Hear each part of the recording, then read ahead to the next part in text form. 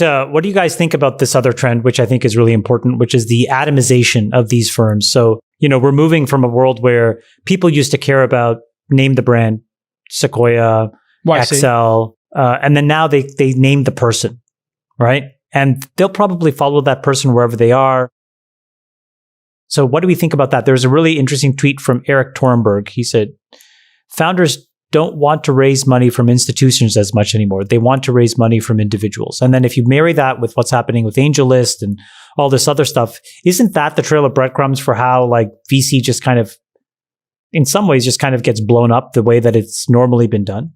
I remember as a founder, when I started my company in 2006, there was a lot of this conversation as Sachs pointed out, in the blogging community and with like various websites that rated VCs.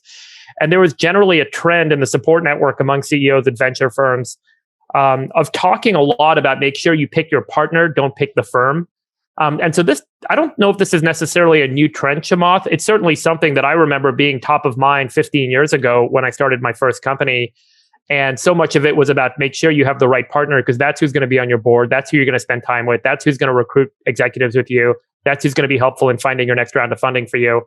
And I feel like that's always been the case. But you're right. The brand value of a firm has certainly become less useful. And folks have struggled to kind of figure out, I think, a solution here. I mean, you see what Andreessen Horowitz did. They launched in 2009 and really focused on trying to be this kind of full service provider to startups. And I don't know how much that matters as much anymore, as much as making sure you've got a great partner from the firm that's helping you with your business. I don't know. It's actually, you're right, Freeberg, that it's a continuing trend. What I'll say is the top firms are still as attractive or more attractive to founders. The loser in this, I believe, is the mid-tier firm or the lower tier firms that actually none of the partners there are all that great. The performance is not that great. Their value add is not that great. But when you do get a Sequoia or an Andreessen, and I put Kraft in this as well, when you get one of those all-star VC firms to join your board specifically, that is the key. When they join the board and they own over 10%, you are anointed in a way that is transcendent. You will get pounded with inbound from the second tier and third tier firms who want to triple your valuation and give you $20 million. It happens like clockwork. In fact, there are a couple of firms like, was it DAG, the one, Sachs, that would always follow on Sequoia deals? And so there were firms that were built around this concept. That was their LP pitch. DAG's LP pitch is we will mark up every Sequoia deal. Exactly. And so I mean, one page. It was one page. So it's like, if you can't get into Sequoia and you're willing to wait an extra round, invest in DAG. Well, and then now, I think the big trend here is those firms, Andreessen and Sequoia, are now full stage, where they have the late stage growth, they have a scout program, they have a seed program, they have a Series A program.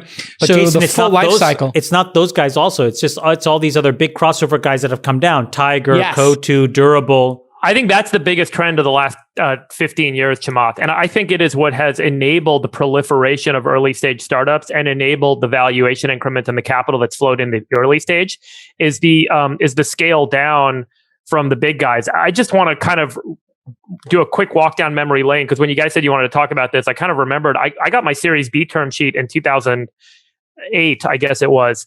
Or 2009, and I had 3 venture firms. Andreessen was one of them that gave me a term sheet. And the interesting thing about at that time with Andreessen was they gave me a term sheet. I was trying to raise $30 million, and they said, we want to give you $40 million, and they upped the valuation significantly. And there was I ultimately went with Khosla Ventures, but there was this trend that Andreessen was kind of imparting, and I heard about it a lot from other entrepreneurs, was that they were going out and offering more money than the founder was asking for or seeking at higher valuations. And it was this trend towards saying, like, go grab the market. Because the interesting thing about web scale economics and web scale businesses is you get so much leverage and you can get extraordinarily rapid growth. I mean, the rate of growth could be infinite. And the leverage could be infinite. And so if you do it at the right round, I think that's... But so much of this was, and then obviously that was a huge step up. And I remember Andreessen Horowitz, beginning 2009, kind of started to build a reputation for doing this, of kind of, putting larger checks out and saying, go scale. And then the big crazy thing was the crossover guys started coming in and offering bigger checks in kind of this proven stage, growth stage kind of funding. And then obviously the big step up was SoftBank, and SoftBank with the $100 billion vision fund.